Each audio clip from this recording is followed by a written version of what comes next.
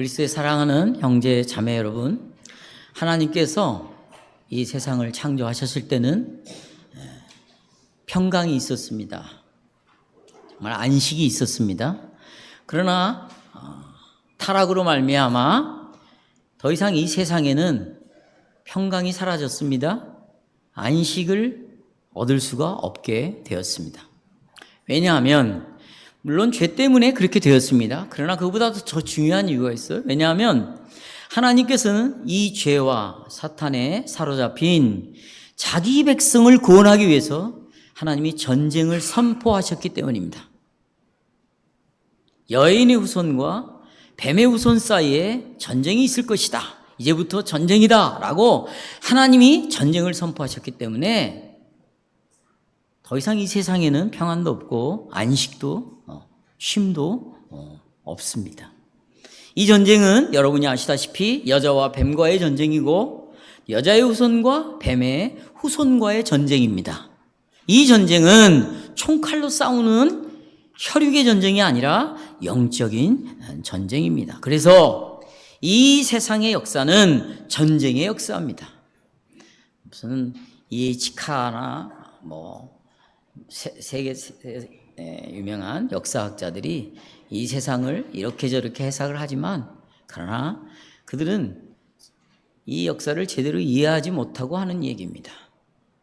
이에치카가 역사는 해석이다 그랬는데 여러분 뭘 근거로 해석을 한단 말입니까? 성경은 분명히 이 세상의 역사가 뭐냐? 전쟁의 역사라는 거예요. 총칼 갖고 지금 러시아하고 우크라이나하고 싸우는 그 전쟁을 생각하시면 안 되는 거예요. 이건 전쟁이라고 볼 수가 없습니다. 이 전쟁은 영적인 전쟁입니다. 영적인 전쟁. 그리고 오늘 본문에서 요한은 여러분 이 서론을 잘 이해하셔야 돼요. 이 서론은 지금 전체 성경의 내용을 여러분에게 요약해드리고 있는 겁니다. 이걸 이해하면 그 다음 설교를 따라올 수가 있는 거예요.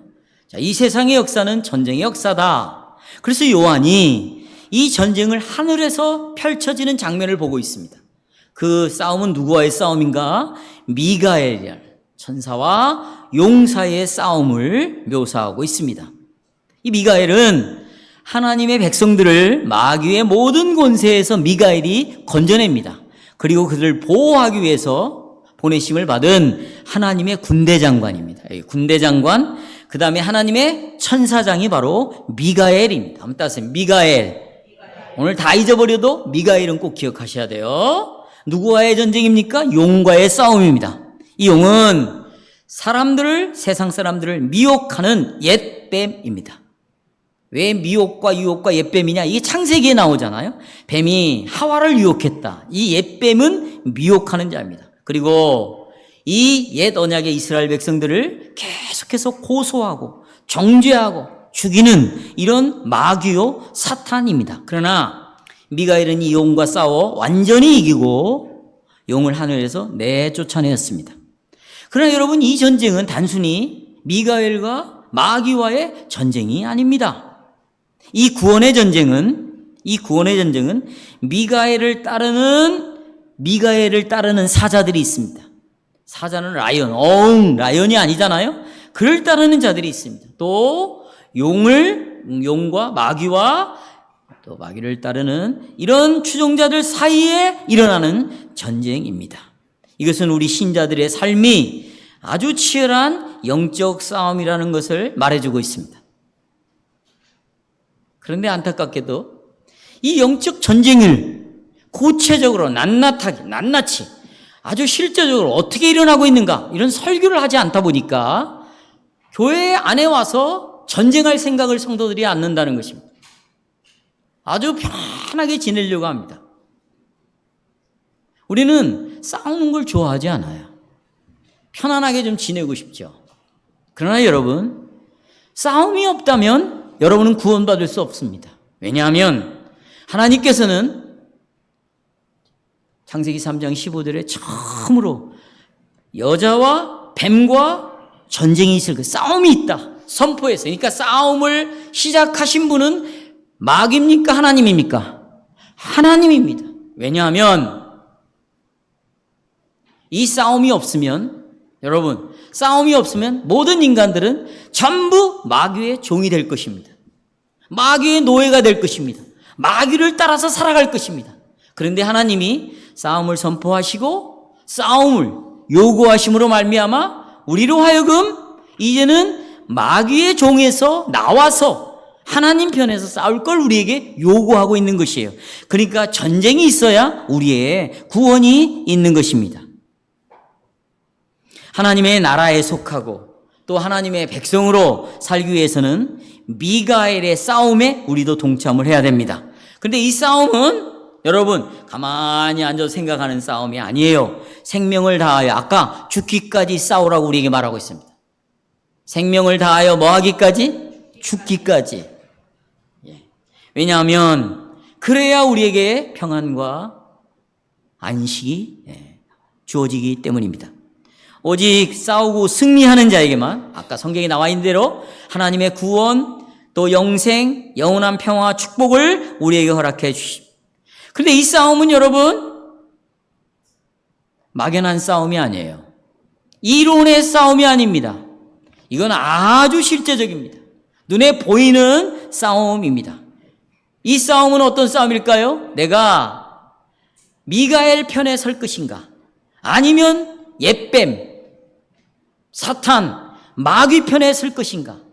다른 말로 말하자면 예레미야의 말씀, 오늘 오후에 이제 설교를 할 텐데 예레미야의 말씀을 빌리자면 내가 사람을 의지하고 살 것인가? 하나님이 그렇게 물었습니다. 너희가 사람을 의지할 것인가? 아니면 여호와를 의지할 것인가? 여호수아처럼 나는 이방 나라를 사람을 의지하지 않고 오직 여호와만을 섬기겠다, 의지하겠다. 이 싸움이에요, 이 싸움. 그러니까 이것은 눈에 보일까요, 안 보일까요? 눈에 보이는 거죠. 눈에 보이는 거예요. 내가 오늘 설교를 들으면서 내가 누구 편에서 이 설교를 들을 것인가? 나를 중심으로 설교를 들을 것인가? 내 생각대로 설교를 들을 것인가? 내게서 일어나는 감정을 따라 설교를 들을 것인가? 이것은 용의 편에, 옛뱀의 편에 서 있는 거고, 이건 하나님의 말씀이니까 하나님 편에서 하나님의 말씀으로 내가 하나님 편에서 이 말씀을 듣겠다. 이 사람은 미가엘 편에 있는 거예요. 그러니까 이것은 눈에 보이는 것입니다. 실제로 나타나는 것이에요. 다 알 수 있는 싸움이겠죠? 또 우리의 싸움은 우리의 구원을 위해서 어린 양의 피, 그 다음에 이 복음의 말씀, 복음의 설교를 붙들 것인가? 아니면 어린 양의 피 말고 복음의 설교 말고 내가 가지고 있는 뭔가를 의지할 것인가? 이 싸움입니다. 뿐만 아닙니다. 이 싸움은 불신자들과의 싸움입니다. 불신자들은 여러분 모든 종교를 다 가지고 있습니다. 뭐 어떤 종교에 가입되지 않아도 그들은 자기가 믿고 있는 신념대로 다 살아갑니다. 그게 종교예요. 그러니까 그들의 신은 누굴까요? 자기의 육신이겠죠. 그 육신을 배에 조종하는 건 마귀겠죠. 그렇죠? 세상이겠죠. 이들과 싸우는 것입니다. 뿐만 아니라 우리는 거짓된 복음, 성경에서 벗어난 것, 또 이 복음을 막 혼합시킨 이런 것을 가르치는 교회들과 싸워야 합니다. 또 지금 요즘은요, 복음이 예수만 있는 것이 아니다. 그리고 다른 걸 복음이라고 주장하는 그걸 복음의 다원화라고 그래요. 이런 걸 가르치는 교회들과 싸워야 됩니다. 또 종교가 기독교만 종교냐? 다른 종교도 있다. 이렇게 종교의 다원화를 가르치는 그런 교회들과도 싸워야 합니다. 이 싸움에서 성도 여러분, 하나님께서 우리에게 신실함을 요구합니다. 신실함을 요구해요. 그러니까 우리에게 죽도록 하나님과 이 복음에 충성할 것을 요구하고 있습니다. 이 세상에서 친구들과 가족들 사이에서 내가 다니는 직장 속에서 내가 소외를 당하고 멸시를 받고 그들로부터 때로는 관계가 단절된다 할지라도 나는 죽기까지, 성경이 나오잖아요. 죽기까지 생명을 아끼지 아니하고 내가 하나님을 의지하리라. 하나님을 사랑하고 나에게 전해진 이 복음을 내가 보존하겠다라는 이런 신실함. 그래서 우리가 지금 공적 신앙 고백서를 외우고 있죠. 우리가 첫째 질문에서 우리에게 뭐라고 묻습니까? 그대는 정말 하나님의 은혜를 의지하여 살아서나 죽어서나 한결같이 이 복음을 견고하게 뭐하며 유지하고, 그 다음에 하나님의 말씀에서 어긋나는 이단의 사설과 오류를 나누는 뭐할 것을, 거부할 것을 당신은 뭐합니까? 약속하십니까? 여러분 그러고 다 세례받았어요. 이걸 우리에게 요구하고 있단 말이에요. 세례를 받을 때 이걸 우리에게 요구하고 있다. 사도가 전한 그리스도의 복음에 죽기까지 충성하고 그 증거의 말씀에 정말 신실한 증인으로 사는 자들은 미가엘의 승리에 동참하여 생명의 면류관을 얻을 것이고, 또 하나님의 구원, 하나님의 능력, 그리스도의 나라, 그 권세, 또 용에 내어 쫓김을 인하여 우리는 기뻐하고 즐거워할 것입니다. 오늘 저는 설교의 주제를 이렇게 정했습니다. 용과 그의 사자들과 싸워 이긴 미가엘과 그의 사자들입니다. 두 가지를 말씀드립니다. 미가엘의 승리, 그리고 미가엘을 따르는 그의 사자들의 승리입니다. 여기 미가엘은 그리스도를 가리키고 그의 따르는 자들은 교회를 가리킵니다. 그러니까 그리스도의 승리, 또 교회의 승리겠죠. 우리는 지난주 12장에 지난주 설교를 기억해내세요. 첫 단락을 살펴봤습니다. 거기에 두 가지 표적이 있었죠. 여자는 그리스도를 임신을 했습니다. 그리고 출산하기까지 이 여자는 산고의 고통을 겪었습니다. 그렇죠? 그러나 용은 이 아이가 태어날 것을 기다리면서 그 아이를 죽이려고 그 앞에 지키고 있었다. 이걸 우리가 하나 생각을 해냈고, 하지만 결국 여자는 아이를 낳았고 그 아이는 어디로 올라갔습니까? 보좌 앞으로 올라갔습니다. 이 사건은 뭘 근거로 하고 있는가? 이 내용의 시작은 어디서부터 출발했는가? 그건 창세기 3장 15절에서부터 출발을 했다는 것이죠. 거기에 선포된 복음은 여자의 후손이신 예수 그리스도가 이 땅에 태어날 것이다. 그리고 그 예수는 우리의 구속을 위해서 마귀의 머리를 부수고 그 다음에 하늘 보좌로 올라갈 것이다 라는 것을 이미 창세기 15장에 보여줬습니다. 이것이 지난주에 우리가 살펴본 첫 번째 내용이었습니다. 오늘 두 번째는 장면이 갑자기 바뀌어요. 7절 보십시오. 7절, 요한은 하늘에 있는 전쟁을 보고 있습니다. 자, 이 전쟁은 누구와의 싸움? 미가엘과 그의 사자들이 용과 더불어 싸우고 있는 것이에요. 왜 갑자기 이렇게 전쟁을 이야기할까요? 그것은 지난주 6절의 이유를 밝히고 있는 거예요. 6절에 뭐가 나옵니까? 여자가 여러분 아이를 낳았어요. 그리고 어디로 도망갔습니까?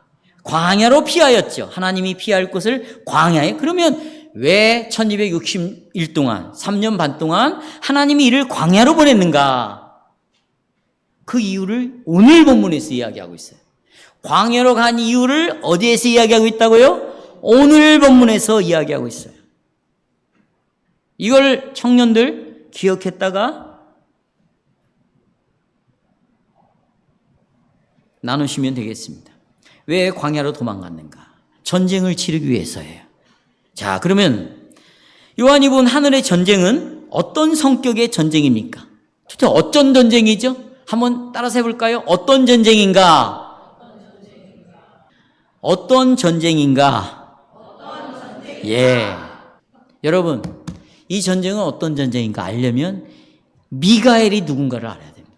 자, 미가엘은 성경에 두 군데서 나와요. 하나는 다니엘서, 또 하나는 유다서입니다. 특별히 다니엘 12장, 우리가 읽지는 않았지만 제가 설명해 드릴게요.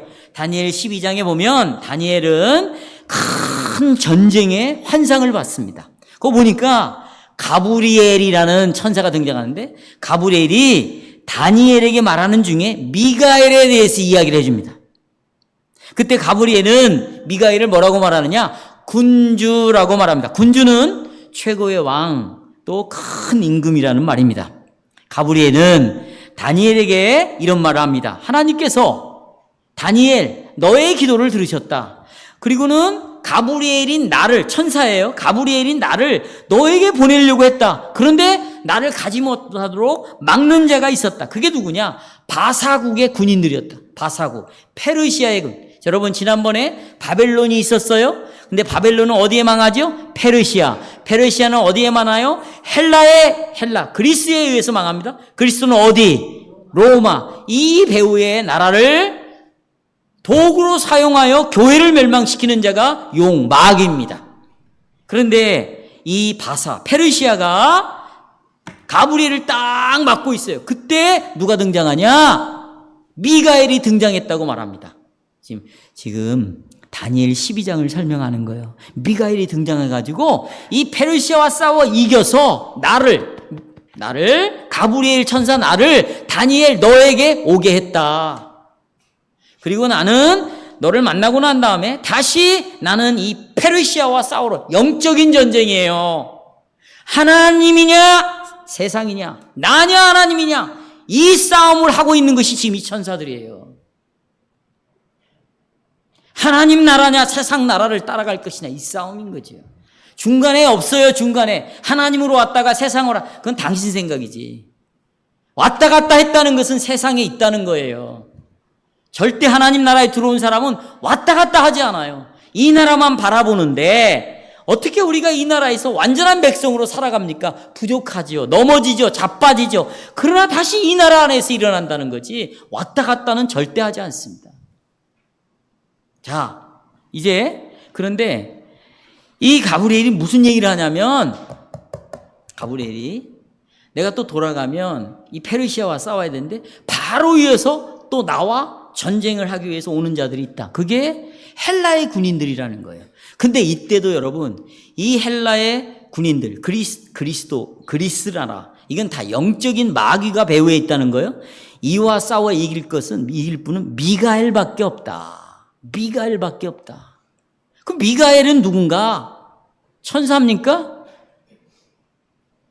우리가 이제 구약에서 다니엘서에서만 미가엘이 나오고, 그리고는 나오지 않아요. 침묵합니다. 그리고 유다서의 한 구절에 이 미가엘에서 나오는데요. 구절을 보시면 천사장 미가엘이라고, 거기 치세요.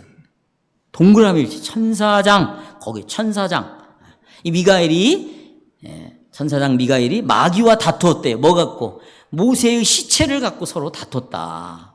그때 유다는 미가엘을 천사장이라고 말하죠. 한번 따라 세봐요, 여러분. 아르캉 겔로스. 이런 얘기는 잘 안 하지만 여러분 잊어버리지 말라. 아르캉 겔로스, 이게 천사장이에요. 근데 여러분, 이 단어가 어디에 그대로 나오냐면 여호수아서 5장 15절에 나와요. 자, 보셔요. 이때는 이 아르칸겔로스라는 단어가 똑같은 단어가 나오는데 이때는 번역이 좀 다르게 나와요. 군대 장관이라고 나옵니다. 이게 이 천사장이에요. 근데 이 군대 장관이 여호수아에게 나타나가지고 이렇게 말합니다. 여호수아야, 네가 선 땅은 거룩한 땅이다. 그러니 신발을 벗어라. 많이 듣던 말이죠? 이건 불타는 떨기나무 가운데에서 누가 나타나서 하시는 말씀입니까? 여호와가 모세에게 나타나서 네가 선 땅은 거룩한 땅이니 뭘 벗어라. 이 말을 아까 아르칸켈로스, 천사장, 다른 말로 말하면 군대 장관이 여호수아에게 똑같이 이 말을 한다는 거예요. 그렇다면 여러분, 여호와가 하신 말씀을 이 군대 장관이 했다는 것은 이가 곧 누구라는 거예요? 하나님이라는 거죠. 하나님이라는 거예요. 하나님과 여호와는 아니지만 성자 하나님임을 우리에게 말해주고 있다.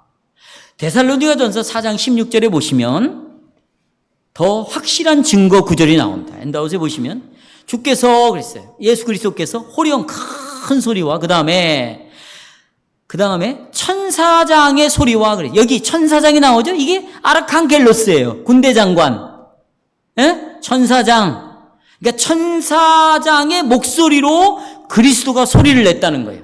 그리스도가 어떤 목소리로? 천사장의 목소리로. 그래서 오늘 본문에 용과 더불어 전쟁을 치르는 미가엘은 바로 예수 그리스도다. 근데 이분을 군대 장관, 또 여호와의 천사장, 또 언약 백성의 군주, 바로 이 예수 그리스도는 누구와 싸웁니까? 사단과 싸움에서 이기고 교회를 구원시켜서 언약의 백성들을 보호하신다.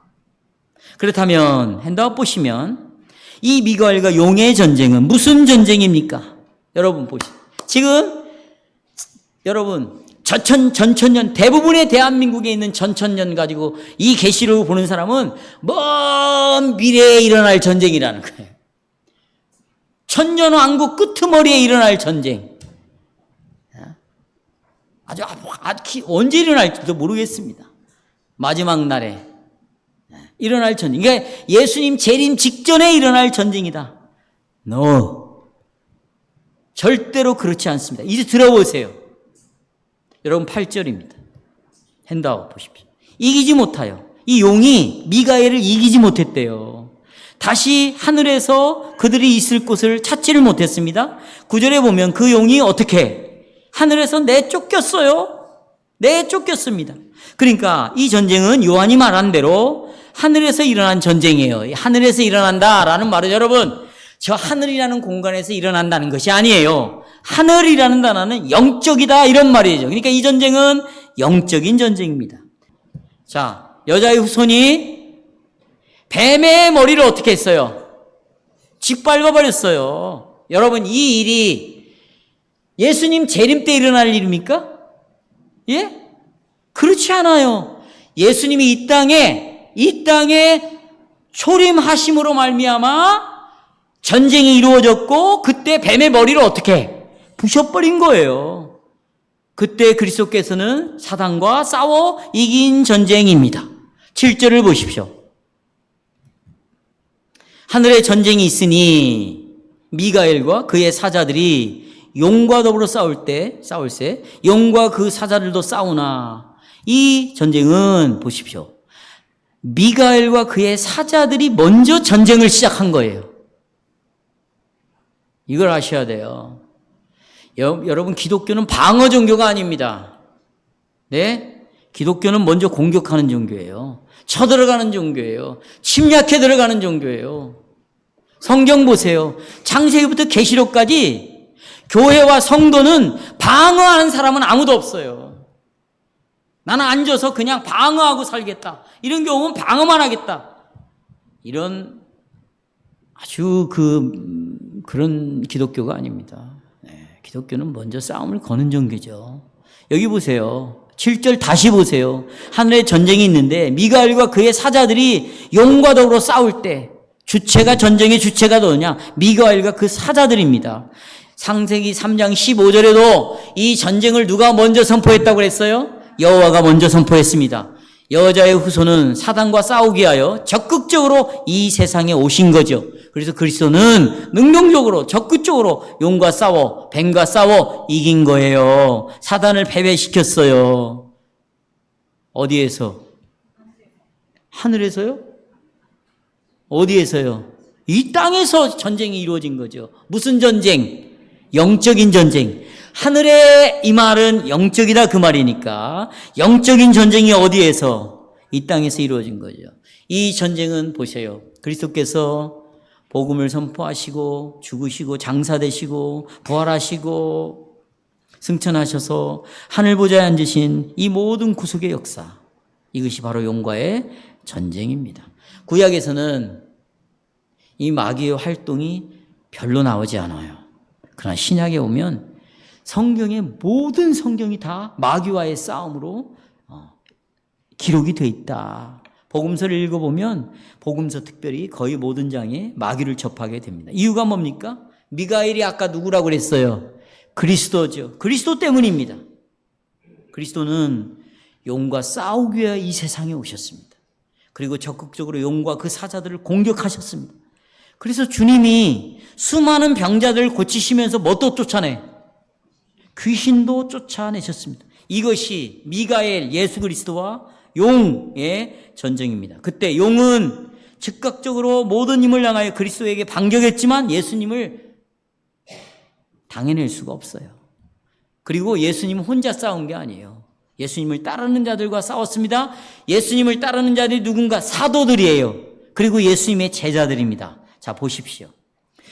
대표적인 예가 주님께서 70명의 제자들을 싸우러 보냈습니다. 보시게 70인이 싸우러 보냈어요. 먼저 예수님이 싸움을 걸었어요. 70인이 싸우고 기뻐 돌아와갖고 주여 주의 이름이면 귀신들도 우리에게 항복합니다. 이 말을 듣고 예수님이 이렇게 말했습니다. 사탄이 하늘로부터 번개같이 떨어지는 것을 나도 보았다.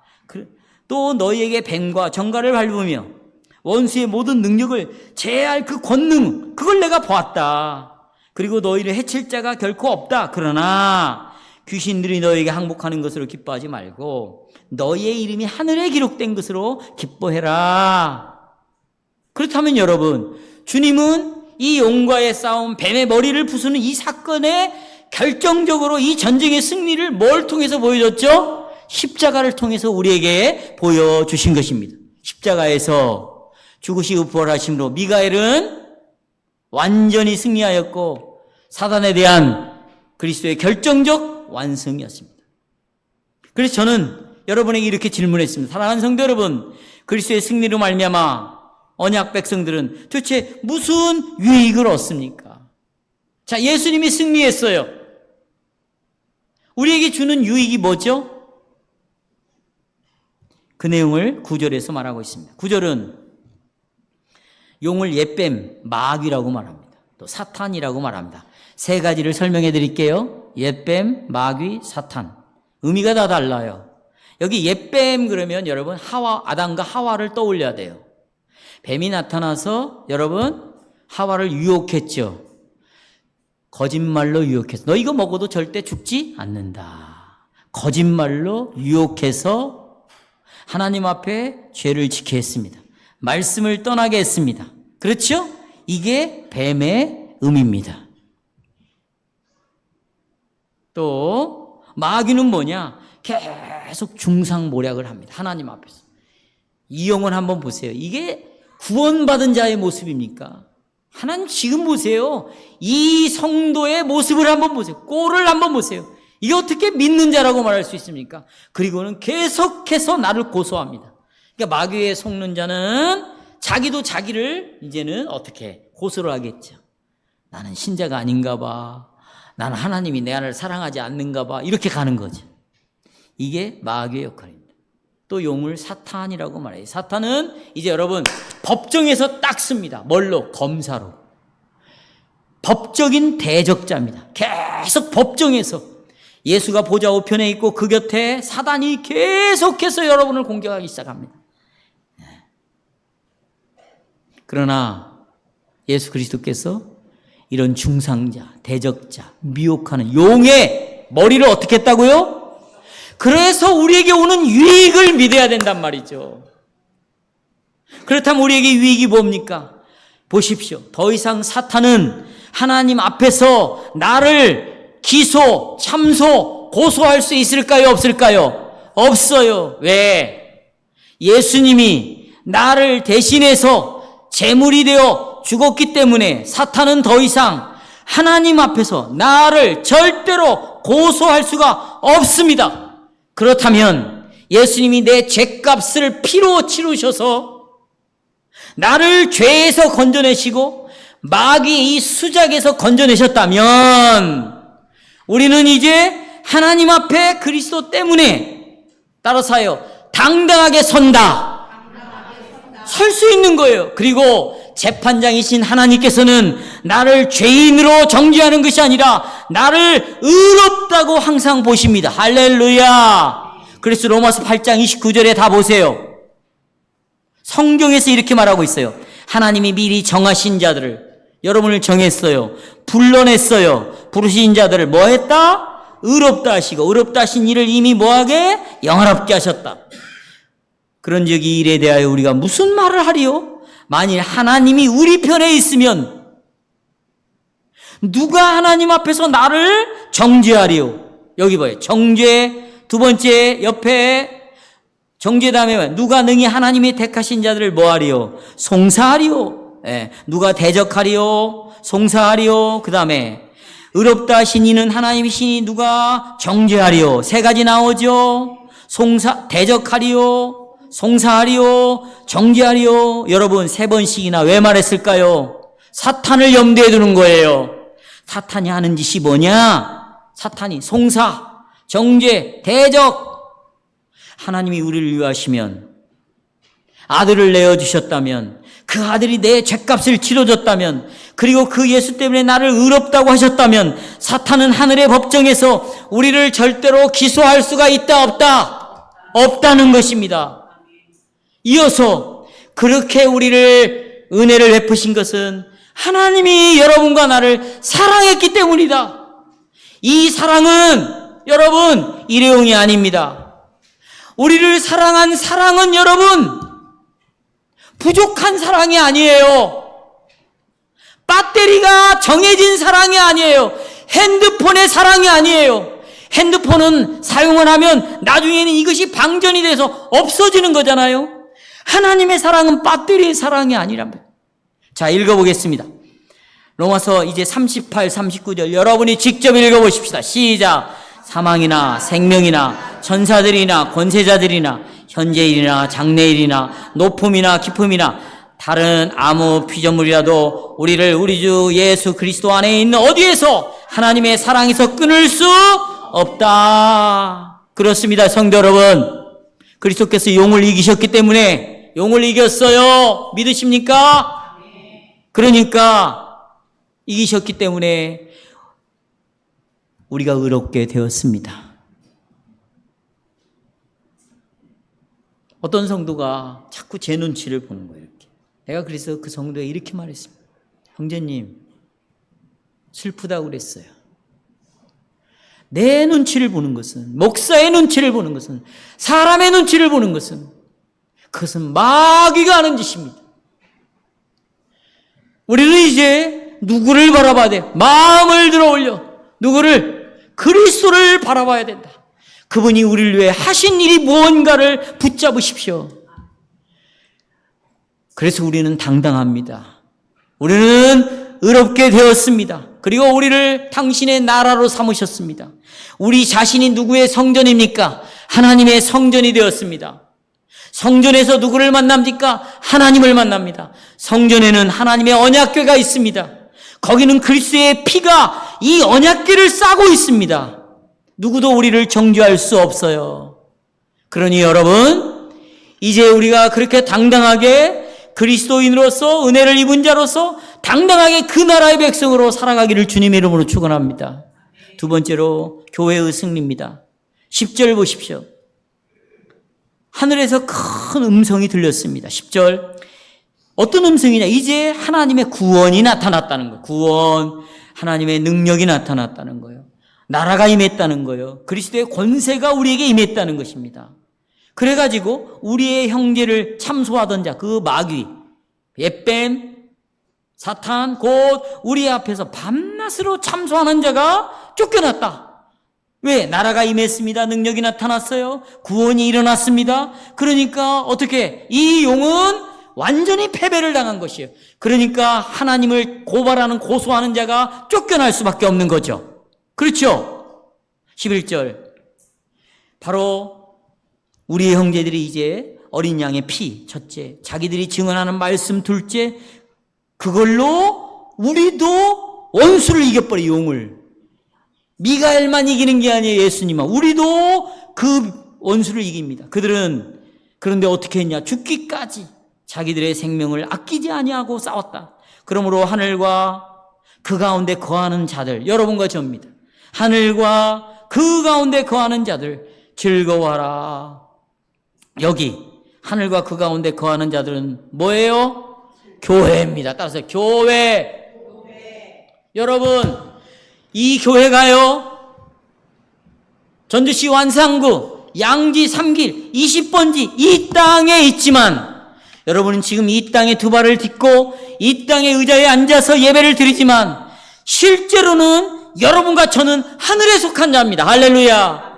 우리는 지금 하나님 보좌 우편에 계시는 그리스도와 함께 아담부터 시작해서 앞으로 선택받아 구원 모든 자들과 함께 하나의 보편교회로 지금 예배를 드리고 있으니, 우리의 육신은 땅에 있지만 실제로 우리의 주소는 어디에 있는 자다. 그래서 우리는 이 땅에 봄에 있으면서 어디를 바라보고 항상 살아야 돼요? 하늘을 바라보며 살아가는 것입니다. 없어질 이 땅, 찰나적인 이 땅, 순간적인 이 땅, 마귀의 지배를 받고 있는 이 땅을 바라보고 살아가서는 안 되는 것이에요. 이것은 믿음이 있어야 이렇게 살아갈 수 있는 자입니다. 바로 그런 자들은 하늘과 그 가운데 거하는 자들이다. 그런데 따르세요. 기뻐해라. 기독교는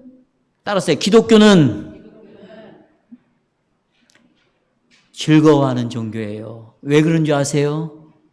이유는 다른 게 있지 않았어요.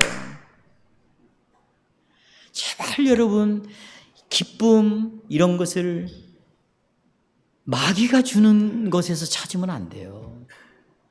우리가, 여러분과 제가 유일하게 기뻐할 수 있는 건 뭔지 아세요? 미가엘이 용을 이겼기 때문이에요. 예수 그리스도가 용을 물리쳤기 때문이에요. 그 결과 우리의 구원이 왔습니다. 예수님이 죽으시고 부활하심으로 우리에게 구원이 왔어요. 하나님의 능력이 임했습니다. 그의 나라가 왔어요. 그리고 그리스도가 그때부터 우리를 이제 통치하고 다스리고 우리를 이끌어 가십니다. 이런 구원은 먼 미래에 일어날 일입니까? 미가엘이 용을 이겼기 때문에 이 구원은 지금 현재 여기에서 이루어지고 있는 일이에요. 어디에서요? 그리고 그리스도가 우리를 다스리는 하나님의 나라는 재림 이후에 천년왕국 때 이루어지는 것이 아닙니다. 지금 여러분들이 그리스도의 통치를 받고 있습니다. 할렐루야. 이번 주에도 받고 왔습니다. 그러면 여기에 지금 하나님의 나라가 이루어진 거예요. 여러분 핸드아웃 보시면 이미 계시록 11장 15절에 7번째 나팔에 울려 퍼졌을 때 뭐라고 울려졌어요? 세상 나라가 주님의 나라, 어떤 나라가 되었다? 그리스도의 나라가 되었다. 여기가 또 예수님은 한때 바리새인들과 논쟁을 하면서 이렇게 말했어요. 마태복음 12장 28절, 내가 하나님의 성령을 힘입어서 귀신을 쫓아내는 것이면 하나님의 나라가 이미 너희 가운데 뭐했다? 여러분 보십시오. 오시겠다고 하는 예언된 그 여자의 후손 예수 그리스도는 이 땅에 오셨어요. 그리고 그의 죽음과 부활을 통해서 사탄을 어떻게 버렸어요? 쫓아냈어요. 그래서 그 말씀대로 이 땅에 하나님의 나라가 임했어요. 교회가 세워졌어요. 보편적인 교회가 세워졌습니다. 그리고 그 교회를 지금 누가 다스리고 있어요? 그리스도가 다스리고 있는 것이죠. 그리스도가 이것 때문에 우리가 즐거워해야 합니다. 여러분이 매주일 교회에 모일 때 왜 인상 쓰고 옵니까? 왜 기쁨이 없다고 말합니까? 교회 오는 것이 왜 고통스러웠다고 말합니까? 아직도 용의 지배를 받고 있는 거예요. 여러분, 우리는 예수의 이름으로 모였습니다. 예수에게 고정해야 됩니다. 우리의 믿음을 그리스도에게 뿌리에 내리시기를 바랍니다. 그분은 승리했습니다. 우리를 자유케 했습니다. 그러니 그리스도 때문에 정말 우리가 즐거워하고 기뻐하는 삶을 사시기를 바랍니다. 그런데 여기서 멈추면 안 돼요. 우리도 이겨야 됩니다. 따라서요. 나도 이겨야 된다. 그래야 예수님의 승리가 내 승리가 될 수가 있겠죠. 늘 우리가 예를 드는 예가 있잖아요. 누가 나에게 1,000,000원짜리 수표를 줬어요. 여러분 여기 봐요. 1,000,000원짜리. 이 수표가 내가 사용할 수 있는 돈이 되려면 이 수표를 은행에 가서 뭘로 바꿔야 돼요? 현금으로 바꿔야 되잖아요. 수표는 우리에게 주신 약속을 의미합니다. 약속만 갖고 있으면 어떻게 해요? 이 약속이 나에게 주어진 약속이다. 이 1,000,000원짜리 수표를 액자에다가 집어넣고 매일 구경만 하면 어떻게 합니까? 그런데 이 약속을 내 것으로 만드는 것이 있습니다. 그건 무엇으로 만들죠? 믿음으로 이 약속을 누구의 것으로 만들 수 있어요? 자, 미가엘이 용과 싸워 이겼습니다. 그러면 미가엘을 따르는 이 사자들인 여러분과 제가 미가엘이 싸워 이긴 이 승리를 내 승리로 만들려면 우리가 가만히 있으면 됩니까? 11절에 이렇게 했다는 거예요. 보세요. 또 여러 형제가 어린 양의 피와 자기의 증거하는 말을 인하여 우리도 이겼다는 거예요. 근데 그들이 죽기까지 그 생명을 아끼지 않고 싸웠다. 먼저는 보십시오. 어린 양의 피로 용이 이겼다는 거예요.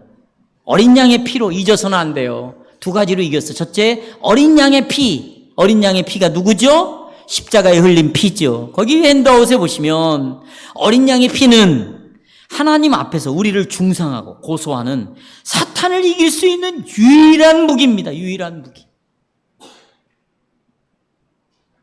아멘. 따라하세요. 내 무기는 예수의 피밖에 없다. 왜냐하면 이 어린 양의 피가 우리를 대신해서 죗값을 치렀어요. 죗값을 치렀기 때문에 이제 하나님이 나에게 죗값을 물어 안 물어? 묻지 않아요. 여러분, 예수님이 죗값을 치른 이 값은요, 모자라는 값이 아니에요. 나중에 또 갚아야 될 값이 아니에요. 한 번 피를 흘림으로 우리의 죗값을 완전히 영원히 해결했습니다. 여러분, 죗값을 치렀는데 어떻게 하나님이 나에게 죗값을 내라고 또 말합니까? 이런 일은 있을 수가 없어요. 있을 수가 없습니다. 그래서 우리가 용을 이길 수 있는 것은 바로 영적인 싸움인데 이것은 죗값을 치르신 예수의 피밖에 없다. 그래서 마가복음 10장 45절에서 핸드아웃 보세요. 자기 몸을 많은 사람의 대성물로 주었다. 또 요한은 우리의 죄를 위한 예수님이 뭐가 되었다? 화목제물이 되었다. 그렇습니다. 여러분, 미가엘의 승리가 내 승리가 되려면 어린 양의 피를 여러분 교회에서만 믿는 게 아닙니다. 초마다 분마다 믿으시기를 바랍니다. 왜냐하면 이 마귀와의 영적인 싸움은 초마다 분마다 이루어지는 거예요. 계속 이루어져요. 그렇다면 우리는 순간순간마다 우리의 무기, 유일한 승리의 비결인 예수의 피를 계속 붙잡고 있어야 돼요.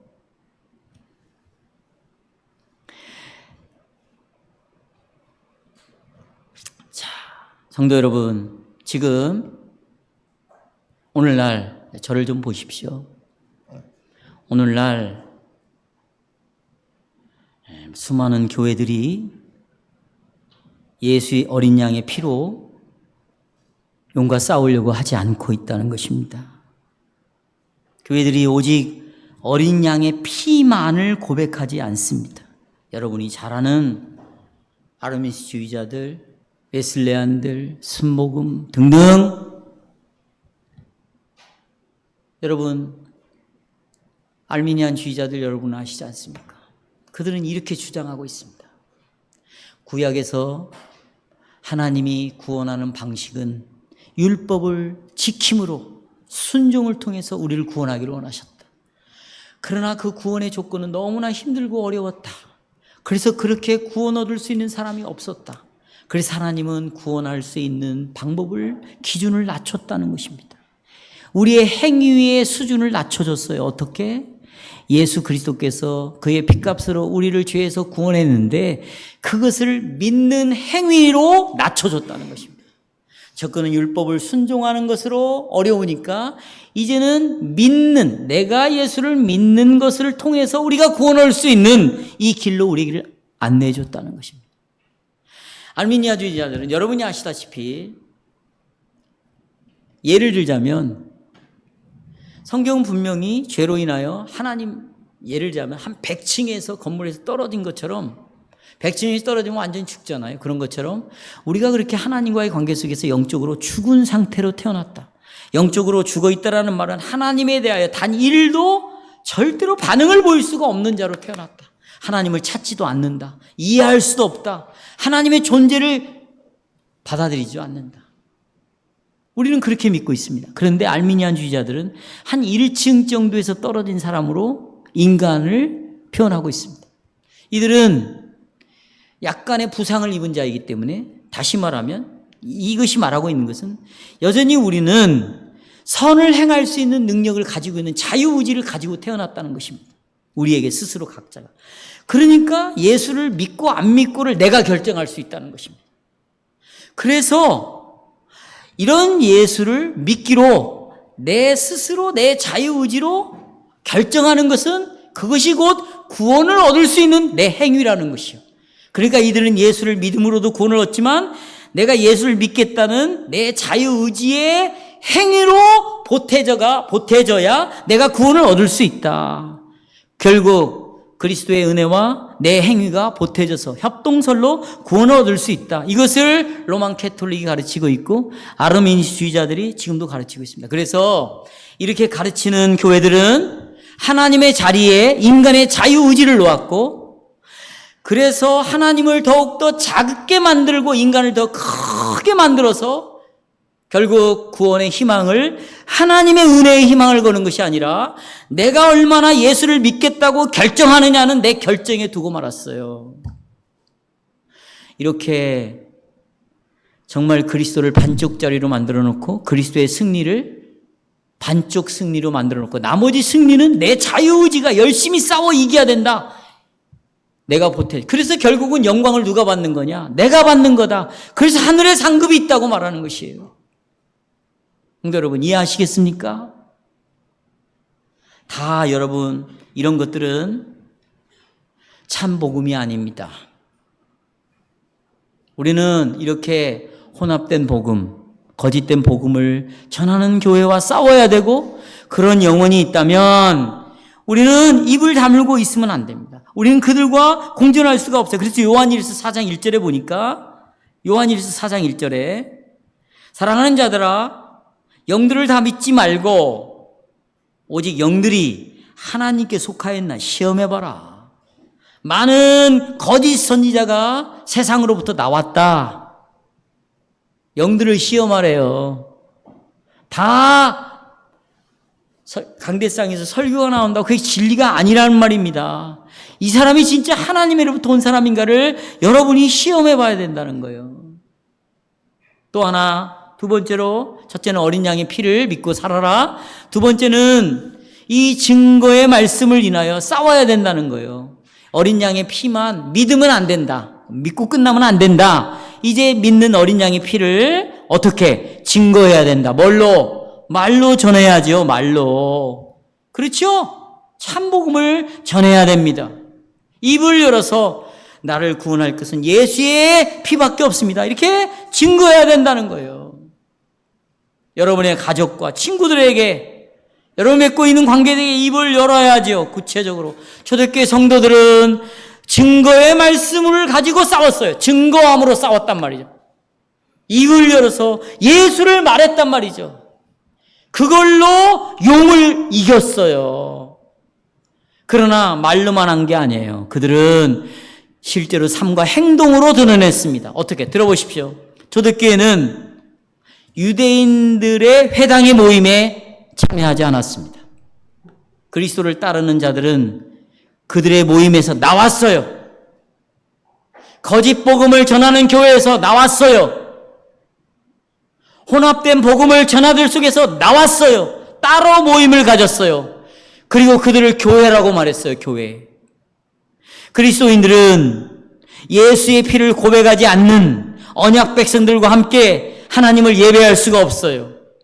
예수를 거부하고 여전히 모세의 율법을 따르는 사람들과 교제할 수가 없어요. 그래서 초대교회 성도들은 안식일에 모인 것이 아니라 다른 날을 정했어요. 어떻게? 안식 후 첫날에 예루살렘 성전이나 회당이 아니라 따로 형제들의 가정에서 집에서 모였어요.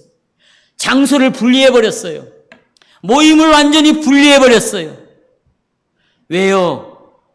신앙의 믿음의 내용이 다르고 고백이 다르기 때문에 그들은 행동으로, 삶으로 다른 신앙을 가지고 있는 자들에게서 떠나서 따로 교회를 이루었어요. 따로 교회를. 우리가 이런 사람, 이렇게 설교를 하거나 이런 행동을 취하면 극단적이다, 너무나 극단적이다, 저건 너무나 위험한 신앙이다, 여러분 그렇게 말하지만 여러분, 하나님은 처음부터 극단적이었어요. 처음부터 하나님은 배타적이었어요. 이렇게 말했어요. 나 외에 다른 신은 없다 그랬어요. 여러분, 이것은 진리이기 때문에 이렇게 선포하는 거예요. 하나님께서 이것 아니면 존재하지 않는 거예요. 이것이 아니면 진리가 아닌 거예요. 이것이 아니면 어둠인 거예요. 이것이 아니면 마귀의 어둠의 흑암의 세력인 거예요. 여러분이 참 진리를 선포하는 참 교회에 있든지 아니면 여기서 떠나세요. 그리고 이 하나님을 혼합시키고 이 진리를 있는 그대로 선포하지 아니하고 여러분에게 유로나 주고 여러분에게 소망이나 학교하고 여러분에게 희망해 주는 교회를 찾아가면 되는 거예요. 그러나 마지막 끝은 멸망일 것입니다. 성도 여러분, 처음부터 기독교는 이기적이었고 배타적이었고 극단적인 종교였단 말이죠. 그러나 이 복음을 전하는 태도에 있어서는 우리가 그리스도의 성품을, 성령의 열매를 가져야 되겠죠. 정말 온유함으로, 사랑함으로, 인내함으로 성령의 열매 속에서 이런 표현을 하고 이런 태도를 가져야 되겠죠. 깡패처럼 전하면 안 되겠죠. 싸납게 전하면 안 되겠죠. 정말 그리스도가 십자가에 죽는 것처럼 내가 정말 그 십자가를 짊어지는 죽음의 모습을 가지고 사랑으로 그들에게 전해줘야 되겠죠. 11절에 보십시오. 같이 읽겠습니다. 시작. 뭐하기까지? 여러분, 여보세요. 어린 양의 피를, 이 여러분이 믿고 있는 예수를 증거하지 않으면 우리는 좋은 관계, 편안한 관계로 지낼 거예요. 여러분 친구들하고 지금 어려움 없잖아요. 여러분 친구들하고 어려움 없잖아요. 여러분 교회 친구보다, 들어보세요 청년들, 세상 친구하고 지금 더 친하게 지내고 있잖아요. 그래요 안 그래요? 세상 친구들하고 PC방 가고 게임방 가고 같이 밥 먹고 더 어울리고 있잖아요. 왜 그런 줄 아세요? 여러분이 복음을 증거하지 않기 때문이에요. 증인의 삶을 살지 않기 때문이에요. 그러면 편안한 관계, 좋은 관계를 유지할 수 있어요. 그런 사람들은 들어보세요. 결코 미가엘의 승리에 절대 참여할 수 없어요. 참여할 수 없습니다. 그들은 누구가 참여하냐? 용과 참여하는 것이에요. 오히려 교회 반대편에 서서 교회를 힘들게 만들 것이에요. 교회 생활을 하지만 교회를 힘들게 만들 것이에요. 성도 여러분, 그러나 우리에게 준 복음은 싸우라고 말하잖아요. 미가엘이 싸웠습니다. 우리도 용과 더불어 싸워야 됩니다. 그 싸움이 뭐냐? 영적인 싸움인데 그것은 바로 그리스도의 복음으로 싸우는 것입니다. 사랑하는 성도 여러분, 여러분들이 이미 예수 그리스도와 함께, 미가엘과 함께 용과 싸워 이겼고 지금 이기는 싸움을 하고 있으니 매주일 여러분이 하나님 앞에 성전에 들어와 하나님 앞에 예배드릴 때 정말 기쁨으로 드리시기를 바랍니다. 여호와의 군대 장관이시며 우리의 천사장이신 미가엘과 함께 용과 그 사사들과 싸워 이기는 우리 교회는 음부의 견세가 결코 이기지 못할 것입니다.